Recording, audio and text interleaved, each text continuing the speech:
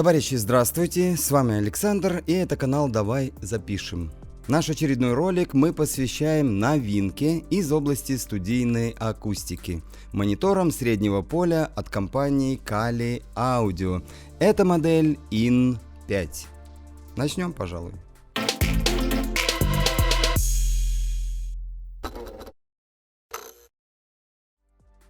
И начнем мы с того, что поделимся с вами нашей, можно так сказать, радостью. С 2021 года компания Pop Music стала дистрибьютором Kali Audio. Нам позвонили, предложили, мы сказали спасибо и согласились. Что нам это дает? Товарищи, правильные цены. Теперь что в Европе, что в наших магазинах, продукция этого бренда будет стоить одинаково. Ну и раз заговорил о деньгах, давайте узнаем, что почем. Модель IN5 стоит на сегодня 28 990 рублей за одну колонку, то есть 57 980 рублей за пару. И теперь давайте будем разбираться, дорого ли это, учитывая все то, чем упакованы эти мониторы. Первое, что заставляет широко раскрыть глаза, это, друзья, наличие 3 полос в этой системе, на которой работают 3 отдельных усилителя. И это своего рода беспрецедентная заявка на очень серьезное конкурирование со всей имеющейся студийной акустикой подобного класса и ценового порядка. Давайте смотреть, что из себя представляют здешние динамики. Вуфер здесь 5-дюймовый. Мощностью 80 Вт на пару колонок. Среднечастотный драйвер имеет размер 4 дюйма и 40 Вт мощности, опять же на пару. И, внимание, 1-дюймовый высокочастотный твиттер, который находится в центре серединки. По мощи также 40 Вт пополам. Частотные характеристики 39-25 тысяч. Картинка измерений самим производителем выглядит вот так. Максимальный уровень звукового давления 115 дБ. Кроссоверы настроены на 280 и 2800 Гц. Размеры колонки 38, 28, 20 см. Вес 8,4 кг. Да, скромными эти показатели не назовешь. Давайте разбираться, чем хороша эта трехполосная система.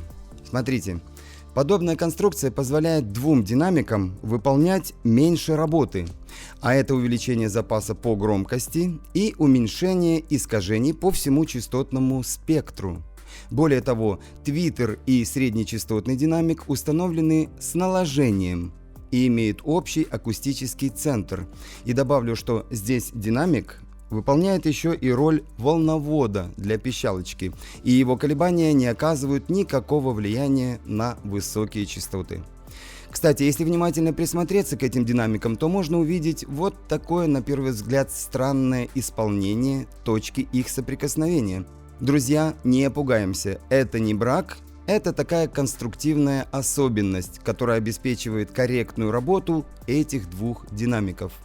Во всяком случае, мы этот вопрос задавали инженерам компании, и они нас успокоили и заверили, что все именно так и должно быть. Ну что ж, надо, значит надо. Так, продолжаем. Фазоинверторы у них, как видим, спереди. А это хорошо с точки зрения расположения мониторов в небольших комнатах, то есть близко к стене их поставить можно. А если помещение будет вам позволять различные варианты установки мониторов, то наличие встроенного в эту систему граничного эквалайзера поможет вам оптимально настроить частоты. Вариантов 8, находите свой и вперед. Ну а если и этого покажется мало, то можно сделать дополнительную коррекцию высоких и низких частот при помощи вот этих DIN-переключателей. Тут все написано, разберетесь. Ну и что касается коммутации, то здесь предусмотрены все виды подключений. Небалансные RCA и балансные TRS и XLR. Кстати, не забудьте обратить внимание на то, что если входы RCA не используются, то они должны быть отключены. Говорят, это устраняет интерференцию. Круто. Ну и прежде чем отправимся слушать эти колонки, еще буквально пару слов о производителе и его продуктах.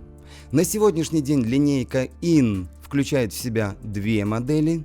Это IN 5, который мы сегодня с вами щупаем, и IN 8.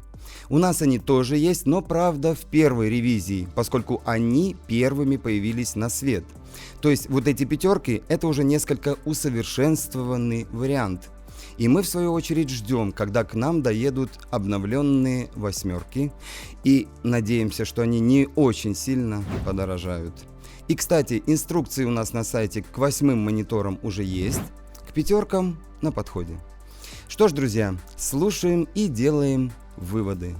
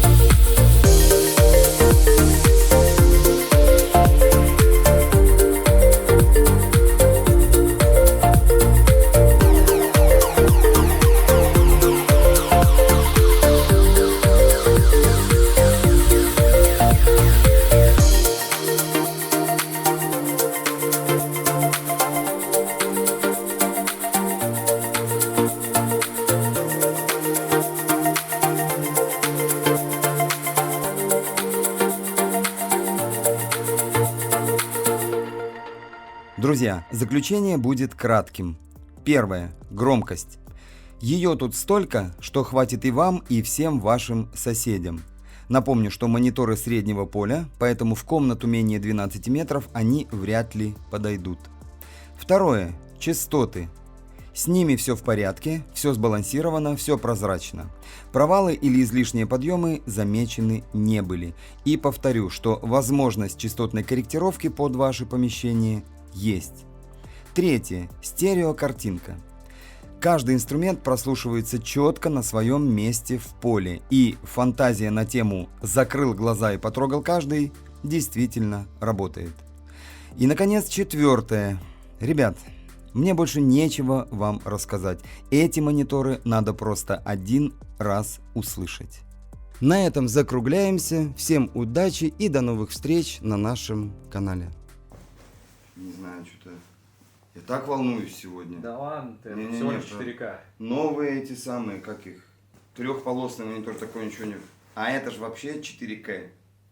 Мне прям страшно. Интересно, увидит это кто-нибудь вообще?